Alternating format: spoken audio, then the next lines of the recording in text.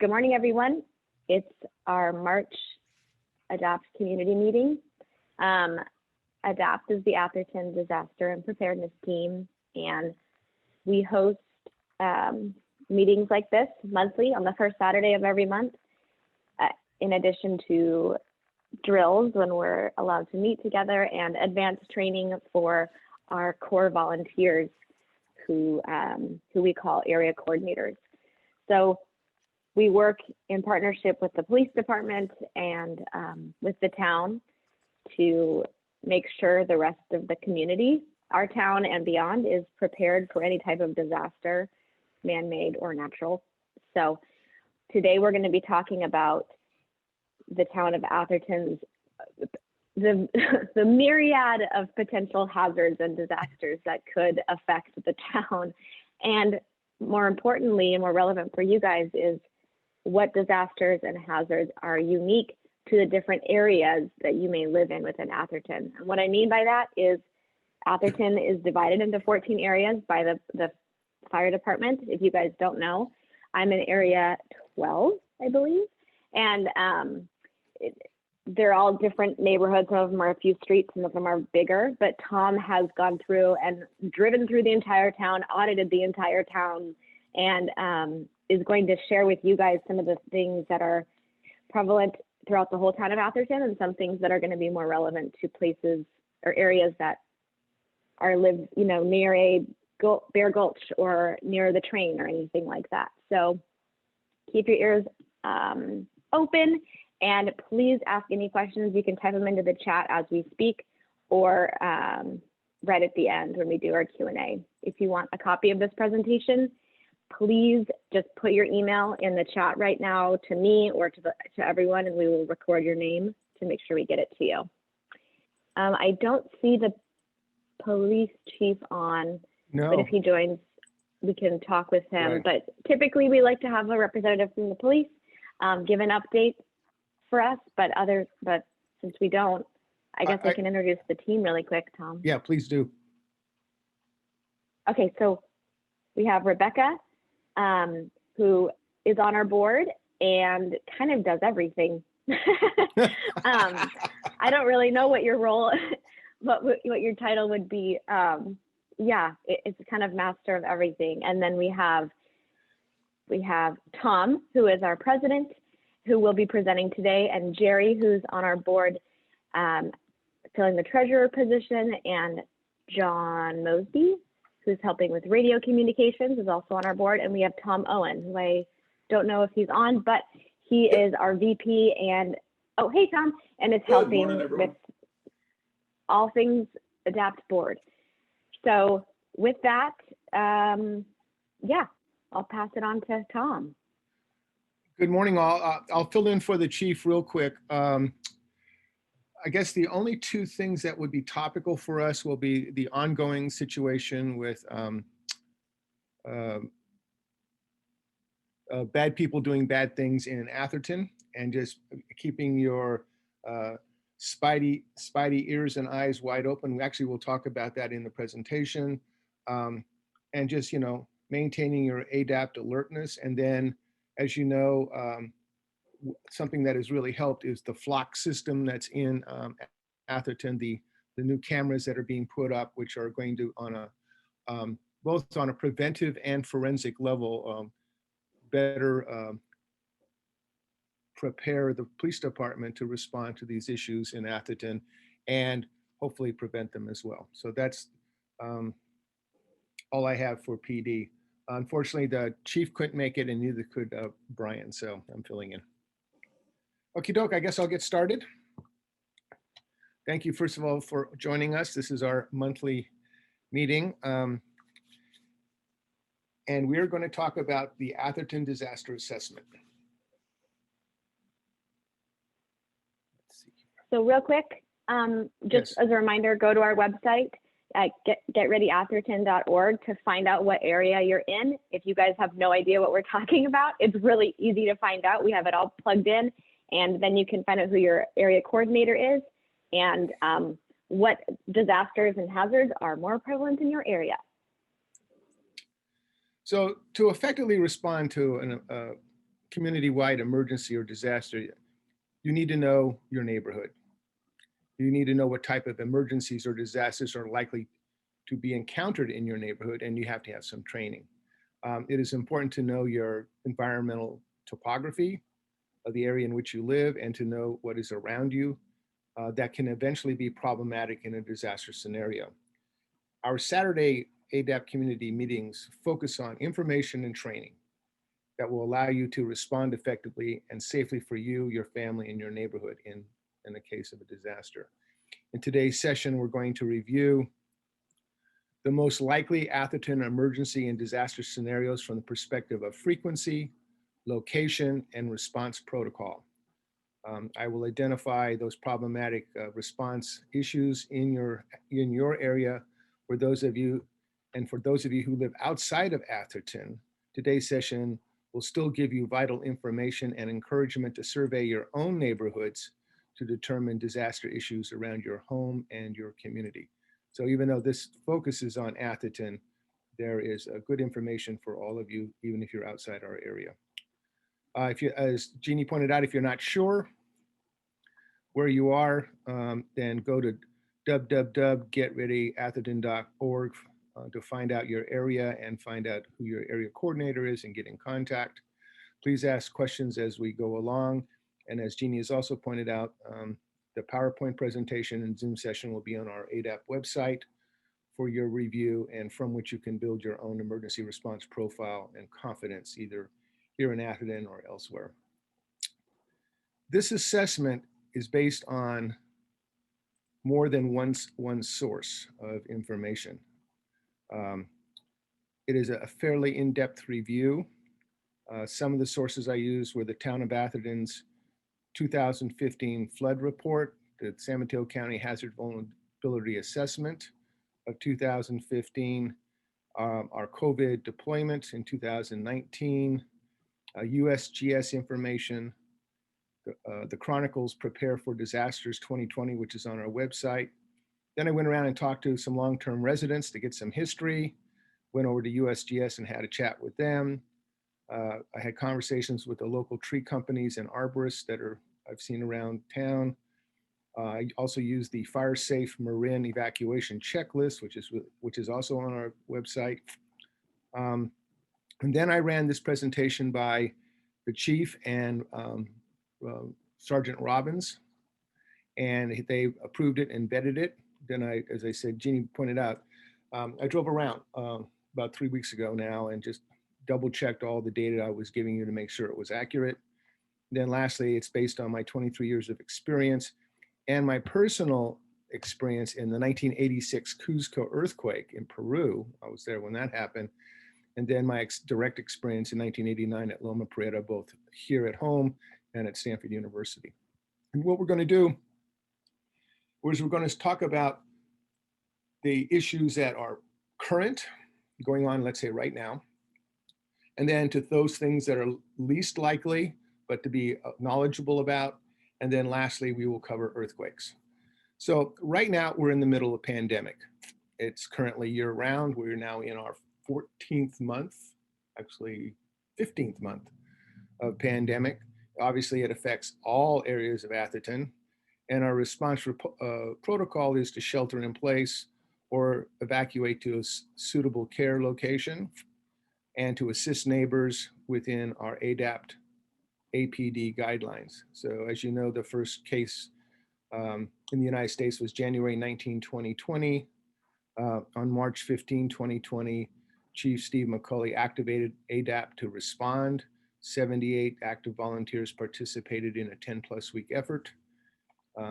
During that period of time, we organized and coordinated our effort, became an information resource for the community, contacted our community members, maintained the needed records for PD and ourselves. We aided and assisted neighbors and residents as required. We had 3 911 calls and 11 urgent assists, so that was quite amazing. And then we had direct communication with Atherton Dispatch to coordinate responses as required. We were deactivated in June of 2020, so that was 10+ weeks. The interesting coincidence is that we had 13 cases when we started in March, and when we were deactivated, we still had 13. Just to let you know, we now have 186 cases of COVID in Atherton, which represents 2.6% of the population. So very simply, take care of yourself, wear your masks, get your influenza shots, maintain your vitamin and mineral regimens, practice social distancing, and hopefully with the combination of those, this will pass. But we're still in it. Area coordinators and neighbors, look out, stay in touch with your neighbors so that if someone is not doing well, that you'll be able to identify it and provide assistance. Our next one, which has recently happened, is air pollution and smoke from a fire. The frequency is from May to October, which is fire season. It affects all areas of Atherton. If you see that map down there on the lower portion of the screen there, that's an aerial map, you'll see that north of us, Redwood City, the map is gray with a little bit of green. To the south of us is Menlo Park, which is green with a little bit of gray, and Atherton is a solid green, which means that there is the potential for smoke and fire. Now, the smoke I'm talking about is the smoke that would come from, or air pollution that would come from industrial fires or fires from, let's say it's in the Santa Cruz area or the Alpine Road fire or whatnot. Affects all the areas. You shelter in place and you check in with your neighbors. There is a website called www.purpleair.com, which is what I use. There are 40 Atherton pure air monitors, purple air monitors throughout the town, sampling air. Matter of fact, mine, which is 2 blocks from my house, showed 1. A rating of 200 is considered unhealthy air. When you encounter this situation, you shelter in place with the windows and doors closed. You use your boost oxygen, which we have recommended. You can get those at CVS, Pharmaca, and Swanson Health online to augment your oxygen intake. If you need to, wear a mask and or goggles if necessary. Use eye wash. With a lot of smoke and air pollution, you can have headaches, so treat that as appropriate. And call 911 if you have a shortness of breath. That's very, very important because the smoke in our areas, because of even in the so-called forest fires, you're burning homes and they have all kinds of toxic elements in them. So if you're having a shortness of breath, don't hesitate, call 911 and get it taken care of. If you have an air purifier, it's important then that you change the air filters more often than normal. Interestingly enough, it's very important to maintain hydration to keep the body able to respond to the air condition. And if you have a Navage unit, then use that to reduce sinus infection. Are there any questions at this point? Okie doke. Canopy fire and ember storm. So what's the frequency? May to October again. All of the areas of Atherton, there's no such thing as an area of Atherton that is not affected by the potential of a canopy fire. Canopy fire is a fire that starts either by a lightning strike, could start by an earthquake, a pole getting knocked down, a home fire, gets caught up in the overhang of the trees and gets caught up in the brush, the ground foliage, and then develops its own weather pattern and land speed and becomes a community-wide event. Our response is immediate evacuation, voluntarily or by order of the Atherton Police Department, or by the following notifications. That will be the Town of Atherton Twitter, Instagram, or Facebook, SMC Alert, the Atherton Police Department Newsflash Communication, Zone Haven Alert, which is now in beta testing, that's going to be used by the entire we're going to be using throughout the entire district, which is Atherton, East Palo Alto, Menlo Park, and South San Mateo County. The continuous siren enunciation only in area 14, and our response is to assist your neighbors without harming yourself. Now, when a fire starts, as I said, it'll can pass through the trees, down onto properties. It is fueled by high temperatures, low humidity, and ember storms. The reason why you end up with ember storms is these fires, because they get very hot very quickly, start creating their own weather patterns. And when they do that, they create wind and they travel pretty quickly. A damage to a large number of homes and casualties are likely. CAL FIRE has stated that in the last 5 years, and those of you who watch the CAL FIRE program on Discovery Channel mentioned that fire temperature and fire ground speed have dramatically increased to never before experienced levels. Matter of fact, the registered ground speed by both CAL FIRE and Department of Forestry, Cal Department of Forestry, were 61 and 63 miles per hour. So the key here is to evacuate. There are areas in South County where canopy fire and ember storms are real. We're one of those areas. Take the time to drive around. Notice the extensive overgrowth of trees. Notice the brush around your house, the fire capability around your house, and overgrowth, and be very aware of the evacuation routes that are critical to you. So we're going to show you the evacuation map here. So what I did is I took a combination of the fire district access egress map, which is their map of where fire engines, their primary response route. And then I overlaid it on top of Atherton, and then I added some of the other streets. Now this is me driving around, trying to find the best routes to get out quickly. But what I'd like you to do as both an area coordinator or a block or neighborhood coordinator or a resident of Atherton is validate this for yourself. You might find better routes than the ones I was able to put together on this map. Drive around, create a map for yourself, and have a backup route. So that's evacuation routes. That's after you've cleared your home space of vegetation and tree overgrowth. One of the things that's also important is to be aware of wind direction. As we know, because of the microclimate of the bay, wind in the morning from 6 a.m. to 2 p.m.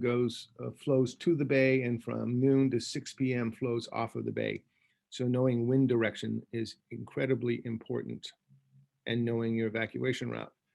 Have your bug out bags in place and ready to use. Have your gas tanks sufficiently filled in your vehicles. Secure your home, leave quickly. That's the key, leave quickly, and know your escape routes and backup. Now, you can leave quickly and still notify your neighbors if you have a communications tree where you can call 2 people and those 2 people call 2 other people and you tell them that you're evacuating. There is no stand and defend in a wildfire.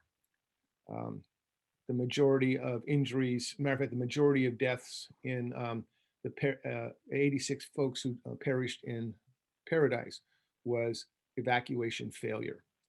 So practice it, get together with your family members, make an adventure of it, map out a route, time it, and then go to Bistro Vita afterwards, or Baskin Robbins, make a day of it, and practice it at least a couple times a year. Have an evacuation plan for small livestock and pets. So small livestock would be those of you in the upper hills there, those of you may have goats, chickens, or pets. You who have large animals, horses, llamas, dogs, large dogs, also have an evacuation plan for them, and practice it. Those of you who are above Alameda de los Pogos and have horses or llamas or goats, practice backing up your animal trailer, getting your animals in and driving out as quickly as possible, just so you know how long it takes. Are there any questions about that? Rebecca, you want to do the siren? Yeah, I was just going to say it's about the 15-minute mark, and I will play the siren now. Let me turn my volume up.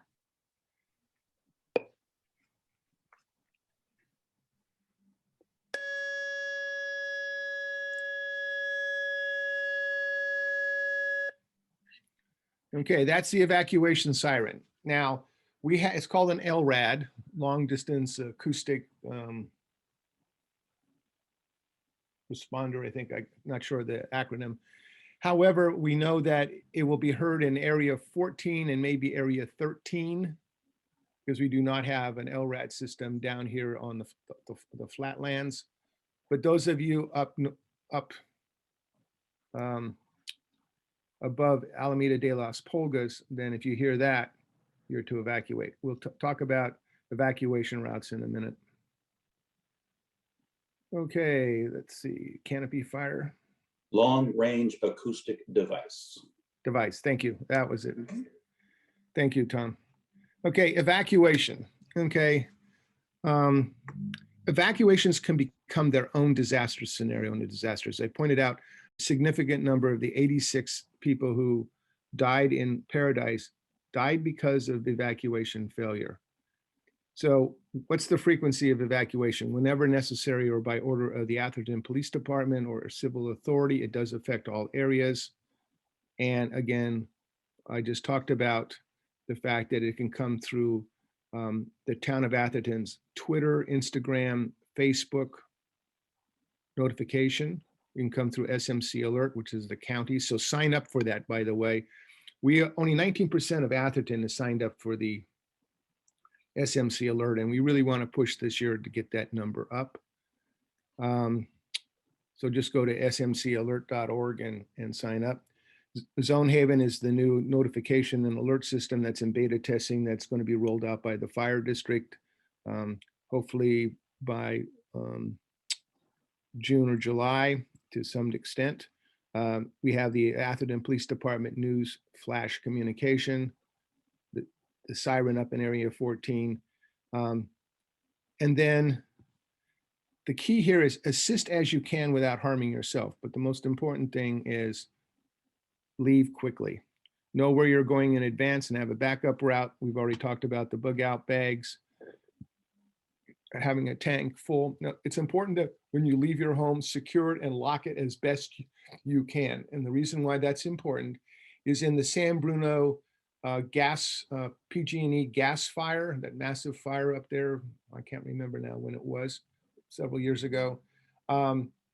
85 homes were robbed, basically, or burgled, excuse me, were burgled during that. When the fire departments and the police departments pulled back because the fire was too intense, bad people did bad things. So secure your properties as best you can as you leave. It's an unfortunate situation, but it is the reality. It's really important to make sure you practice your evacuation plan, and especially if you have pets or large animals, make sure you have a separate planning profile for that. Are there any questions about evacuation in general or specific? Again, feel free to ask questions. Brownouts and blackouts, they're currently year-round and minimal. Fortunately for us, they're still minimal. They will affect all the areas of Atherton. You either shelter in place or evacuate as you see fit, and you're check in with your neighbors. So in a brownout and blackout, you're not going to have internet capability for email contact. So whatever method of face-to-face contact, FRS radio, ham radio, or walking up and down the middle of the street, talking to each other, or having a plan in place that if it is a brownout and blackout, you know, everybody tries to connect with each other through a visual or vocal method is very important. A blackout, as you know, is a large-scale service interruption that can happen as a result of severe weather, tree fall, damaged power lines, or equipment failure at power plants. And brownouts are caused by high electrical demand that is near or above the utility's production capacity, or is a reduction of electrical service to prevent or inhibit an external event. Have alternate power, so that either is your solar array, a gas generator, or if you have a propane generator, or batteries. You want those for refrigeration, medical equipment, basic lifestyle and security systems. Have alternate lighting, LED, which is either solar or battery. Headlamps, flashlight, have extra blankets. Use your fireplace for heating, use your barbecue for food preparation, maintain your home fire extinguishers, very important, and maintain a very high level of security awareness. Believe it or not, bad people sometimes take advantage of brownouts and try to visit Atherton when they think people will leave in a blackout or brownout, or they see that your house is in occupancy. Make yourself really present with alternate lighting. Be in communication with your neighbors, so you have your own neighborhood watch. And if you do decide to leave your home, again, lock it up as best you can and notify your neighbors that you're leaving. Okay, it's really important to do that. So that leads into Hey, Tom, yes, ma'am. would you like questions along the way, or do you want them for the end? Questions along the way, please. Yes. So Godric, I don't know your last name, said, is there a grander evacuation plan in case neighboring cities are also in evacuation mode, like leaving Middlefield Road, etc.? Well, I'm glad you asked that question. That grander plan, I do believe, and Tom Owen, correct me if I'm wrong here, is going to be part of the directions you'll be given through this new program that they are going to be putting in place. Zone haven. The zone haven, that you'll actually be given and shown ways to evacuate. Is that not correct, Tom? Yeah, that's part of what they're doing. So zone haven is a really interesting application that folks have put together, where it's layered on top of our topography. So it knows the density population in any given area, and is assuming we all sign up for it, we can be contacted through it. And as it looks at who has been contacted and who has been suggested to evacuate, and how many of those people would be evacuating on what routes down to a capillary level, then will also be able to suggest the appropriate route to get out. Realizing that this is really a canopy fire issue where that thing is coming your way and you need to move. So given the breadth of something like that, it may not be, South Menlo Park or North Redwood City that's going to be blocking the roads. It's going to be to get whatever that area is out. And so I strongly encourage you to keep an eye out for Zone Haven as that gets launched, and see how that's going to work for you. Like Tom Pressing said, SMC alerts. But in terms of grand plan, we're looking at the Zone Haven stuff and following their lead to see if they can come up with sort of dynamic routing, if you will, relative to what the emergency is. Thank you, Tom. And we have put together, on our website, we have 2 evacuation documents. One is the document that I put together by driving around, and I want you to update it. Don't count on just me. If you live in those areas, take a look at the one that's in blue and update it. You might find better routes than I did. And then there is the Menlo Park Fire Protection District primary routes for firefighting apparatus, which means obviously they would be good egress routes if you have to evacuate. So we have 2 documents to answer that question. There are 2 documents on the website to look at, and then Zone Haven will be coming down the pike. Yeah, Any other Tom, questions? Yeah, Tom, this is Tom. Maybe I could just footnote what you're saying, that I think one important element of knowing the route is knowing where you want to go. So have in mind kind of what your destination is, why you are leaving, so where you want to go. If you're leaving because of a canopy fire, which is the issue, you certainly don't want to go towards it, right? So your destination would be somewhere, and then realize that there may be traffic, fairly severe traffic in your area. So how do you plan for that? Know what your options are in terms of side streets, and there's a bunch of little ones, here in Atherton, North Fair Oaks, that kind of thing. So really understanding, I think, where you want to go and how you want to get there quickly and efficiently, and realize that there are people, behind you that need to get out. So, don't be that person at the top of the escalator, right? Go all the way through and sort of be a good citizen in a situation that's going to be bad for a lot of people at the same time. Yes. The key here is practice it in advance, have a backup. And this is really critical, folks. If it looks like it's going to be a severe enough situation, evacuate quickly. Secure your home, notify your neighbors, and get out. The faster you get out, the less congestion you create for as Thomas pointing out, congestion behind you. Any other questions about evacuation? No. Okay, doke. Okay, security and civil disturbance.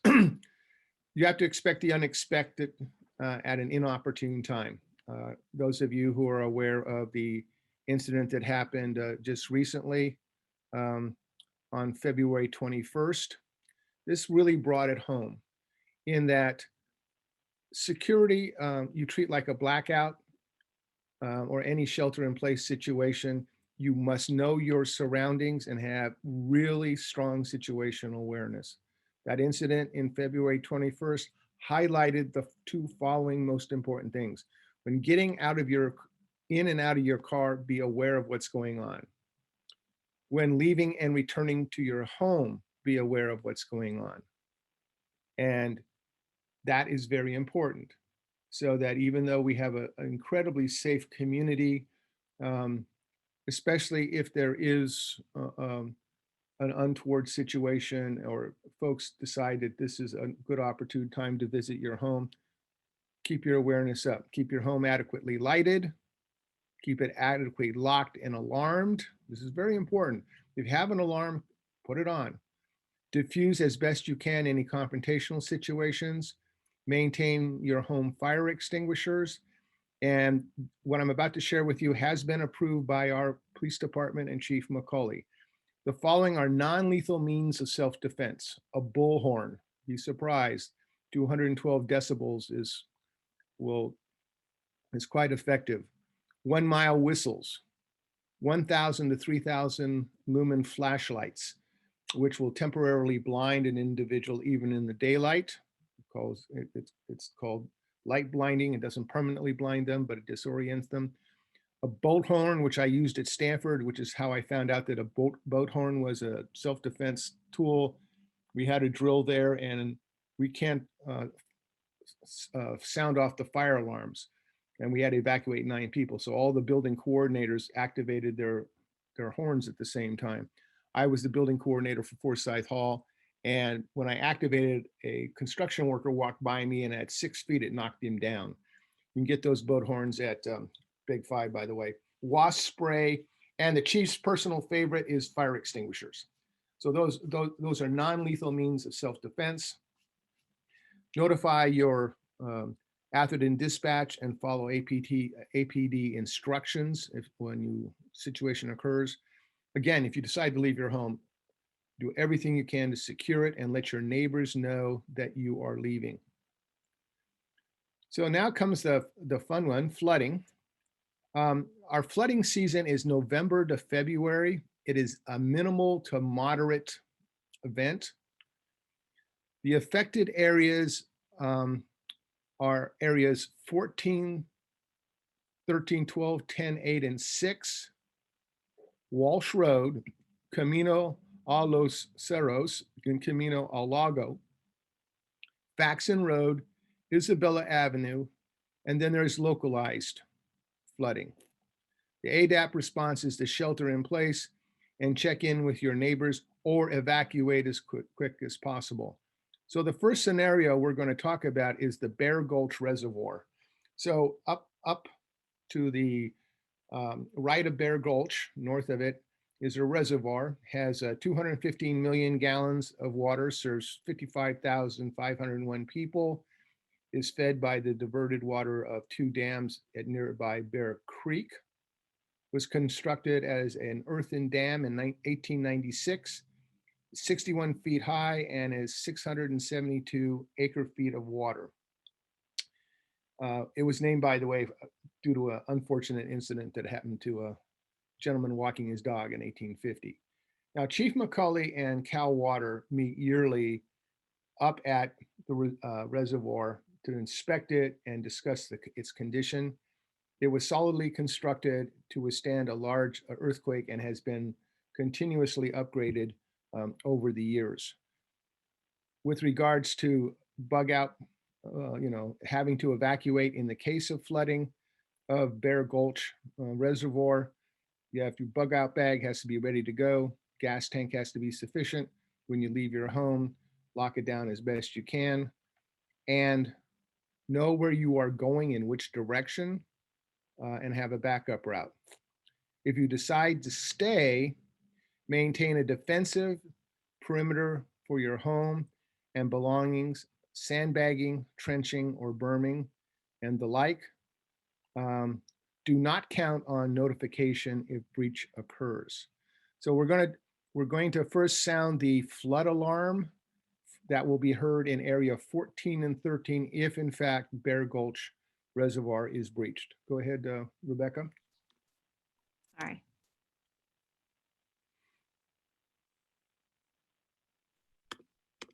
Almost there. Doesn't want to play. Well, I can't play it at the moment, but oh, there it goes. Okay.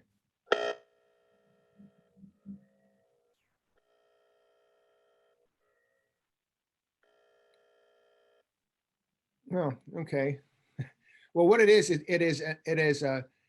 rather than a straight signal, it is an oscillating sound wave that lets you know that there is in fact a flash flood occurring. And so, Sorry, did it not play?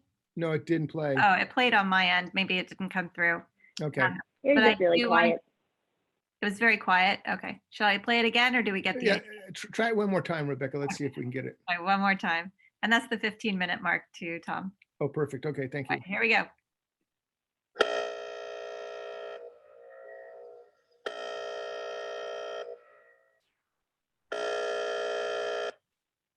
Good. Okay. So we want to show you, this is important for the following areas, areas 14, 13, 12, 10, 8, and 6. We want to show you where if there is a breach of Bear Gulch, where those waters will go. So if we could have that flood map. It will reach El Camino. It will cross into area 6. It will travel down Walsh Road. It will then expand out into Camino Los Cerros and Camino al Lago, which are natural culverts. It will flow then down and through Faxon Road, then onto Isabella Avenue, and then continue down and cross El Camino down into portions of Area 6. Depending on how much water is released will determine the length of the flooding, because as you know, it will pick up debris and the debris also becomes a dam. So depending on, again, how much water is released and how much damming occurs through the debris field that is plus, it's like a mini tsunami, then will determine how much water reaches El Camino. So again, the areas that are affected is 14, a little bit of 13, a good portion of 12, 10, 8, and 6. Next. Flooding. Evacuation routes. If you are in area 14 or 13, you are not evacuating towards the town of Atherton. You have 2 routes that are up and out. You see them there. They're also on the, we have that on the A.D.A.P.T website. They're also on the town website. The lower one is a tunnel underneath 280 for horses, and pedestrians only.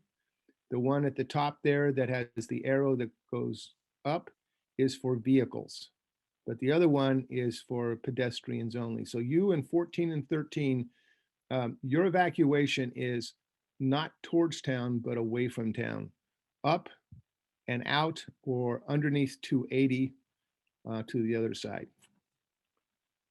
Now, in terms of other areas that can have flooding, this is based on the flooding report by the town. You have Bellbrook Way. It's called the Bellbrook Way Culvert. It is monitored during sufficient rainfall, and permanent repair has been performed. That's area 14. We have channel crossings at Berry Lane, Elena Avenue, Broadacres Road, and the Alameda. These crossings have been known to collect debris during storms and are monitored closely during storms by the town in areas 12 and 10. In area 11, you have the Parker and Euclid Avenues ditch. Town maintenance crews cleared the debris from this ditch during storms and monitor it during storms. You have the Selby Lane cul-de-sacs. They were problematic this past winter. Man, we got reports from people who lived there, and they have been reported to the town of Atherton Public Works. That's in areas 9 and 7. El Camino Real ditch lines. These ditches are cleaned regularly and monitored during storm events. Water flows unimpeded when they're kept clear, but there's an enormous amount of water there, and if they get blocked up, then they can overflow into area 6. The Laburnum Road and Magnolia Drive area has been problematic in the past and is being monitored for problems. That's area 2. And then the Marsh Road channel. This channel has been cleaned out, and significant repairs have been made from along Middlefield Road and to Fair Oaks and down Marsh Road, and that is area 1. Any questions about flooding? So we did have some flooding over there in areas 9 and 7. The town has been doing a really good job at keeping those other culverts clear. Windstorms and tree fall. Frequency is year-round, especially during the drought rain dynamic, as you see that picture there. Matter of fact, 3 weeks ago, I responded to my friend's call on Stockbridge, where the neighbor's oak tree fell, damaged, destroyed both of the neighbors' cars, and then into my friend's house, chicken coop, and fencing. So it can happen. The oak tree just gave up. It can affect all areas. The response protocol is either shelter in place or evacuate, and check in with your neighbors to ensure safety. Windstorms and tree fall can also create power pole fires, which then can create canopy or home fires, could lead to a blackout, could actually cause flooding if it happens in the winter by obstruction, and require you to shelter in place and evacuate. So windstorms and tree fall can have a ripple effect, and you have to be aware of it. Have a chainsaw to clear the obstructions. We are planning a chainsaw training session, so I'm excited about that. If you leave home, as I said, secure it, tell your neighbors, know where you're going, and have a backup route.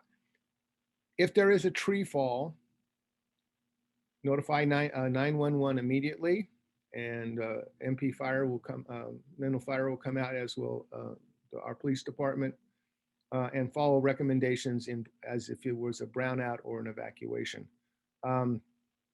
We do have on our website a document that I put together after talking to 3 arborists, and it's a list of the 5, I think it's 10 dominant trees in Atherton and what their root balls are like, so that in fact you can take a look at your own property and assess to see how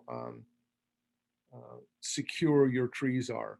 Because with drought, as you know, the root balls shrink, and it takes 3 weeks for those root balls in a rainy season then to sprout back out. And what happened to my friend Barbara's house is the root ball did not grow back, and there was wind, and that big heritage oak just toppled over, and similar to that picture that you see. Matter of fact, it kind of looked that way, and hit her house, her chickens, and her fence. Gas explosion. So in a gas explosion, it's minimal. It could be year round. It would affect all areas, but areas 14 and 3 have a greater hazard risk. And that is because the main gas pipeline that feeds Menlo Park and Atherton goes down Walsh Road. So that's area 14.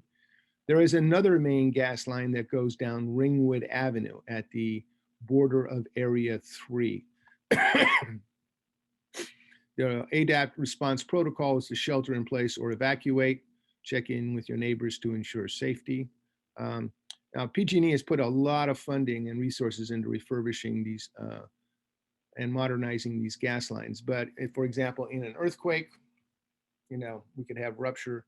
But a gas explosion in itself can then, as a follow-on, ripple into a canopy home fire, cause mass casualties, and require you to shelter in place or lead to evacuation. So be aware of that.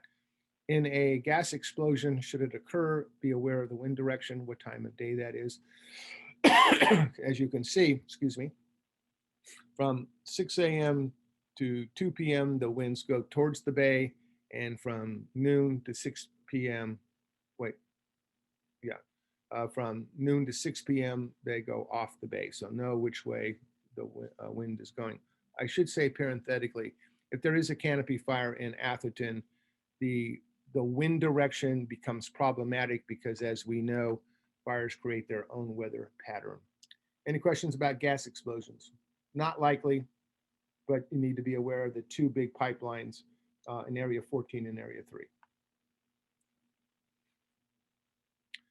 Lightning strike, September to February, all areas are respond, shelter in place, or evacuate. Check in on your neighbors. A lightning strike can lead to a canopy home fire, casualties, and obviously shelter in place or lead to evacuation. Again, because it's fire, know your wind direction. Respond at the same way you do for brownouts or for evacuation. If you do evacuate, know where you're going in advance and have a backup route. There's a thing called dry lightning, which we've already had a couple of occurrences, excuse me, last year, where without a storm, we had lightning strikes. Matter of fact, that contributed to the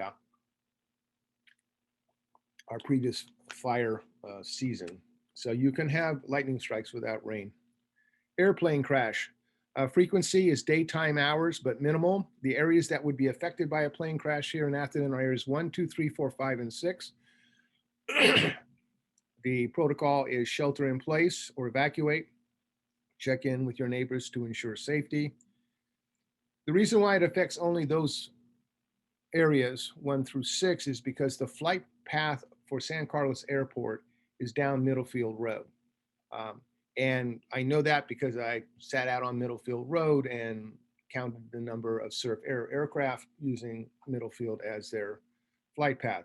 The aircraft is a Pilates P-12 commuter aircraft that flies over Atherton, has a wingspan of 53 feet and has a length of 47 feet, which means that would be 57 feet, or excuse me, 53 feet would be the path of destruction should one of those airplanes drop out of the sky.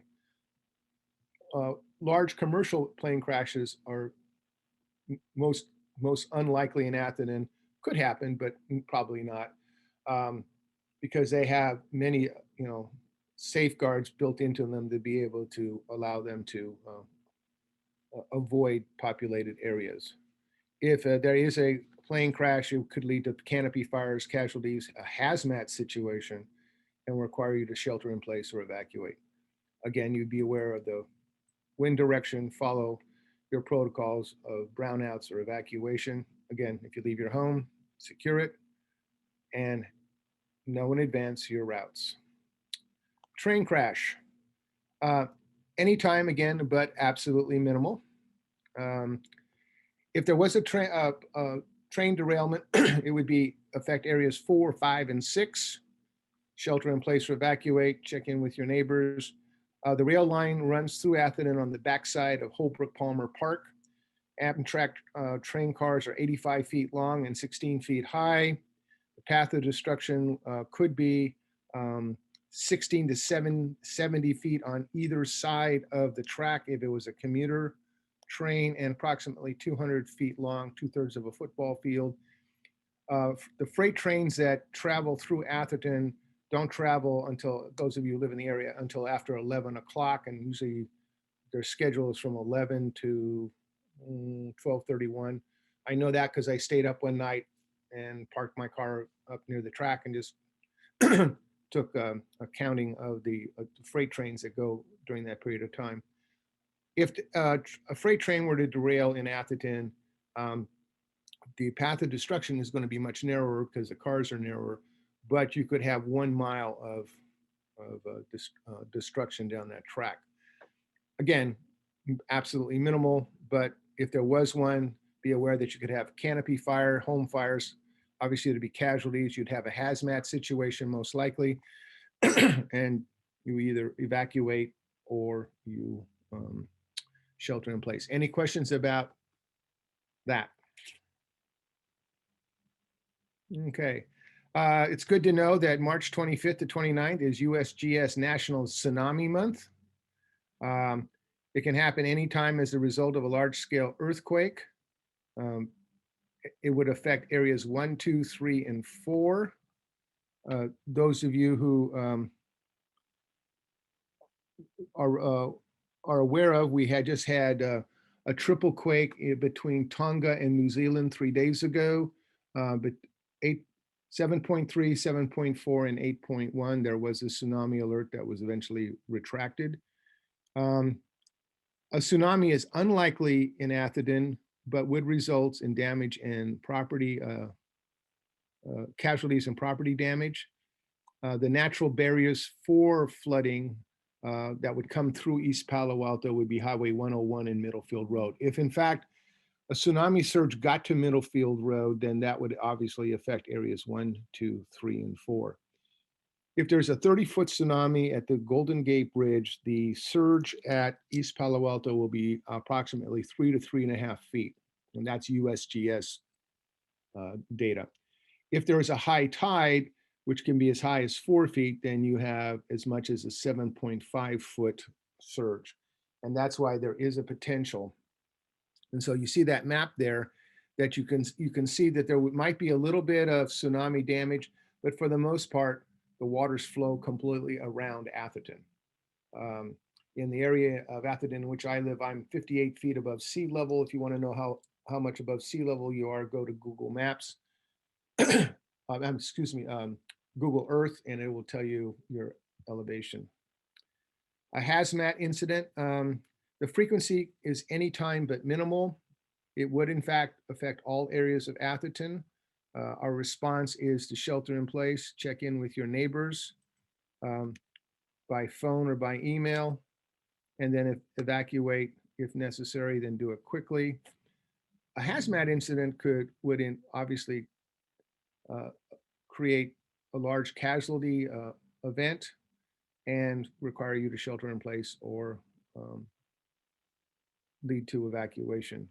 So what are the sources of hazmat incidences? I have been evacuated from my home twice in the 40 years I've been here due to SRI incidences. So SRI Institute can be a source. There can be hazmat incidences that come from vehicle accidents with large container trucks on Middlefield, El Camino, and Alameda de los Pogos, Highway 280, 101, Marsh Road, and Willow Road. And then you have the East Palo Alto Industrial Park, the Menlo Park Industrial Park, and the Port of Redwood City. It's important to know that because on June 26, 2008, the Port of Redwood City had an industrial fire, a major industrial fire in the afternoon that required a shelter in place throughout our area. The winds being, because it was in the afternoon, the winds blew off the bay, and a very, very, very, very toxic plume covered our entire area. So you want to be aware of fire direction, respond as if it were severe smoke or air pollution incident or a brownout and blackout incident. Have your security and civil disturbance awareness heightened, and following instructions of the Atherton Police Department. So in the last air quality incident where we had really bad air, the purple air was showing 250, which is 50 units above hazard, unhealthy air. Was able to get a hold of the chief in Bozeman, Montana, because he was vacationing, and he and I worked together along with Commander Wade and along with the town and A.D.A.P.T, we were able to put out a shelter-in-place notification, a dual notification. So we are monitoring that, but I would definitely get purple air, because purple air will also be able to detect a degradation of air quality due to a hazmat incident. Any questions so far? Tom, this is Rebecca. I just want to give you a 15-minute mark, but we have just 2 more slides. Yes, our timing is perfect. Okay, so as I pointed out, so the last topic today, major topic is, and that's a chart there of specific areas. That's on our website. Lets you know where, what are the possibilities of events for your area on a case-by-case level. Now, an earthquake is going to be any time. We're increasing its probability day by day. It will affect all areas. The recent 3 earthquakes in the South Pacific between New Zealand and Tonga, as I pointed out, were 7.3, 7.4, and 8.1. When I looked at my, I have an app that shows me all the earthquakes on a globe worldwide, real time. And right now, from the South Pacific all the way up to the Aleutian Islands is nothing but circles of earthquakes. And also from southern Mexico to the tip of Chile, nothing but multiple sets of earthquakes. In the last 7 days, we've had 221 worldwide earthquakes, magnitude 4.5 to 8.1, averaging 5.1. So and what's interesting is there are no earthquakes, literally none, from central Alaska to central Mexico. So that part of our coast is absolutely clear. But everywhere else on the ring of fire, it is just a plethora of quakes. So I've got my spidey ears up. I'm prepared, because it's really interesting that whole swath of area has no quakes while the rest of the ring of fire does. The response protocol is to deploy your training for personal safety and family safety, and then to engage in neighborhood safety, and then to the greater community. Be disaster resilient for 7 days, set up your EAP, assist in reconnaissance, triage, and transport if you can, without harm to yourself or your recon, triage, and transport teams as soon as you can. Now, the 2 upcoming Saturday community meetings are going to discuss earthquake response in detail. The first one next month is called The First 3 Hours. What you and your family are to do in detail in the first 3 hours to effectively prepare for a 7-day resilient response. Following in May, we're doing the next 5 hours, which is how you go about organizing your neighborhood in detail. So please attend those 2, because we're going to spend a fair amount of time. Earthquakes obviously can, as you can see, lead to so many other things: tree fall, access and egress impassability, power pole fires, gas explosions, canopy and home fires. Casualties could create a train derailment, a hazmat situation, prolonged blackout, could cause Bear Gulch damage and flooding. Definitely will cause flooding if the earthquake happens in the winter. could lead to civil disruption and security issues. And then there's the unexpected. Most likely, because of the way Atherton is in terms of power poles and trees, you're going to end up sheltering in place, which makes things very problematic. So know your neighborhood and know your homes, especially in terms of the fire issue with quakes. Make sure you clear out as much as you can the potential ground source for fires. Beware of wind direction, have a chainsaw to clear obstructions, have your backyard cache up to date for disaster camping, have your bug out bags in place and ready to use, have a full tank of gas, and use your vehicle as a shelter. And we're going to cover that especially in the first 3 hours. The next topic real quick is SMC alert. That is a vehicle used by the county anytime there is a safety issue in Atherton or our area. It would affect all of our neighborhoods.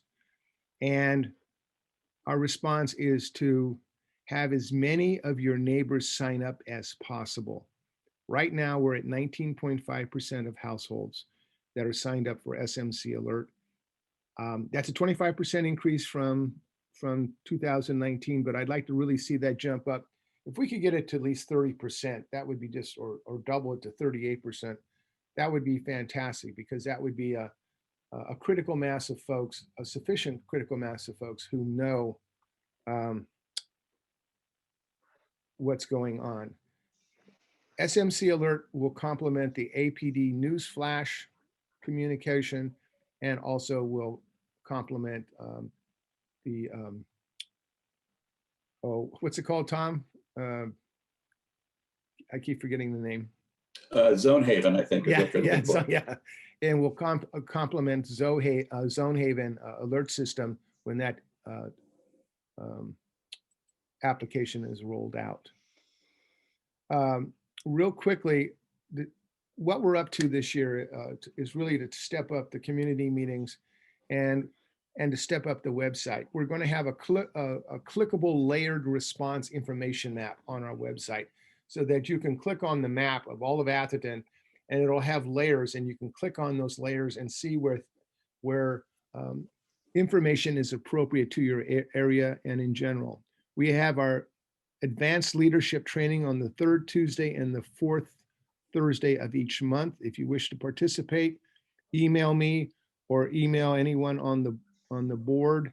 Go to the website and get signed up so you can be part of the advanced leadership. We are building a website resource library. Rebecca and Jeannie and myself are just working very diligently to keep that growing and growing and growing. We are developing a video vault. And this year we are focusing on having specialized demonstrations not covered in our monthly community meetings that will include chainsaw usage and group first aid. So we're working on that. We will have a September 11th community emergency drill that is COVID compliant. So the chief wants to have a drill, and we'll figure out how to do that. Tom Owen and myself and John Mosby are working on that. Our next community meeting is April 3rd and is entitled The First 3 Hours, and we'll cover in some detail your family response to an earthquake or similar community emergency in our town. Use www.getready.org regularly. I will stay over a little bit if you wish to answer any questions. But right now, does anyone have any questions?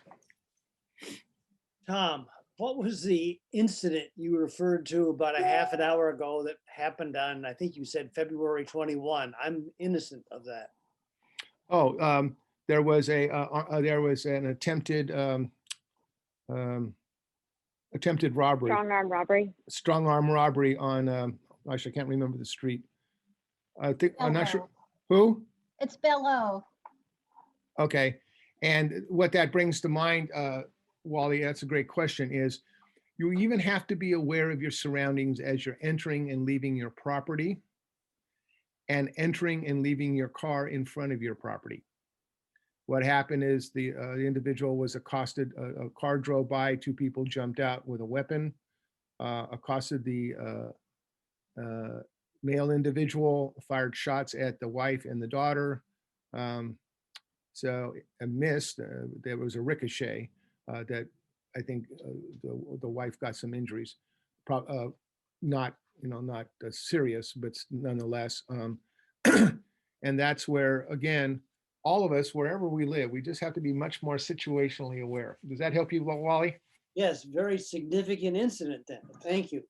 Yeah, it made the almanac and whatever, but it brought home to me for this presentation that we just have to always have our spidey eyes and ears really aware, especially at night, especially at night when we think everything looks clear. A car drives up and you're not aware because you're finding your key or whatever, and you don't notice things.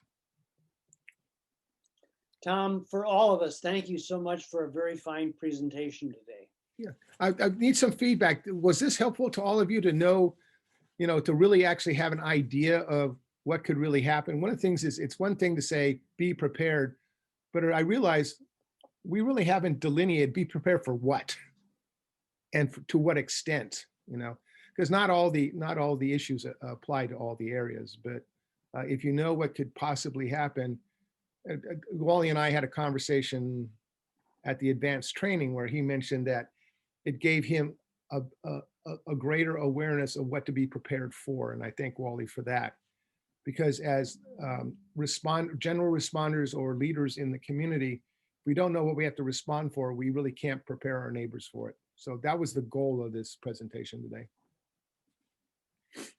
I think one of the keys is being able to have, if you can get the video on our A.D.A.P.T site, because I can go out to the people in Area 1 and say, if you want to have some training, go to this place. Well, we're going to be building the video vault. I know you are. Yeah. So the PowerPoint will be on the website in the library. The Zoom will be in the video vault for people to listen to the Zoom meeting or watch it. And then we're building other video presentations. And matter of fact, Wally, thank you for volunteering, because you're going to be being one of our video stars. So thank you very much for doing that in the future. So yeah, we're working very diligently to expand that resource so that you as an area coordinator, any of you who are, or neighborhood or block coordinators, or just a member of the Atherton community or our surrounding neighbors, can go to our website, pull up our documents, modify them for your own self, because our goal is to have this library and video vault be a resource for not only our community, but the communities around us. Are there maps available to look at that show the risk of flooding in Menlo Park and other communities near Atherton? Yes, and you would find those, let's see. Correct me if I'm wrong, Rebecca, do we not have the San Mateo County Hazard Vulnerability Assessment document on our website? It will be linked from that page that I put in the chat, as will this Zoom recording. So right now the handouts are there. I'll put the vulnerability assessment up there as soon as this meeting is over. So Kurt, that is the document from which I got the Atherton flood inundation map for Bear Gulch Reservoir. There are ones for San Mateo and other areas. So you would use that document for Menlo Park. Yeah, because I'm sure there's flood risk because of the flood walls that have been built along the bay that those people living down there need to be more aware of, and they probably aren't. Yes, and then let's see. Then there is this also on that vulnerability document from the county. There is a tsunami and flooding map, which is relevant to all the folks in East Palo Alto. Anne, did you have a question? Yeah, I just wanted to say that as a neighboring community, and trying to put together our own disaster preparedness program, that everything that you are doing in Atherton is incredibly valuable to us. And I'm so very, very grateful that you're open to having extra folks hang on and learn and listen. It's so, so very valuable. And I'm just very grateful. Thank you. Well, Anne, you're very fortunate that Elizabeth Lewis and Erica Frolicker, along with yourself and others, are becoming as active as you are up in Sand Hill Circle. I've been up there, taught a couple of classes up there, get ready classes for your community. And I know Elizabeth and Erica and others, as well as yourself, are working with the fire district and the police department to, in some way, in your own style, replicate the effort that we're doing down here. So any support that we can give you and Elizabeth and Erica, you just let us know and we will do it. Thank you. If you guys have any other questions, email us. The email on our website will go to me or one of the people on our board. And we'll see you guys in April for the first 3 hours after a disaster. You'll learn and get a reminder about what to do. Again, folks, thank you very much. Godspeed to all of you. Drive around your neighborhoods, talk to your neighbors. Again, feel free, you can contact me. Be more than happy to help you out. If you want me to come out to your neighborhood, I'll be happy to do it and walk around with you socially distanced, and we can even map out a plan. This is what A.D.A.P.T's all about, neighbors helping neighbors and keeping us really, really safe. On that note, Godspeed, and I will see you next month.